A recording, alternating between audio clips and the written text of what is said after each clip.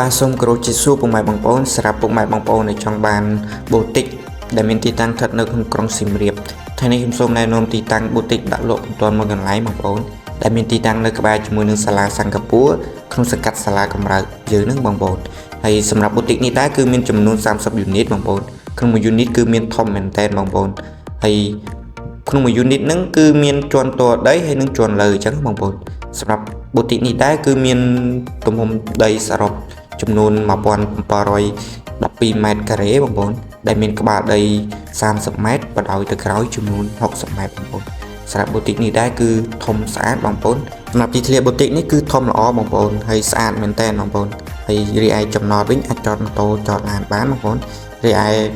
អាងហែលទឹកវិញគឺធំស្អាតល្អបងប្អូនទាក់ទងជាមួយតម្លៃវិញពីមុនម្ចាស់គាត់លក់1,60,000បងប្អូនតែឥឡូវនេះគាត់ចង់សល់ត្រឹមតែ1,28,000ទេបងប្អូនស្ថិតក្នុងតម្លៃចរចាបានទេបងប្អូនសម្រាប់ពុកម៉ែបងប្អូនចាប់អារម្មណ៍បូទិកនេះអាចទាក់ទងមកខាង Best Solution Property បានអរគុណបាយបាយ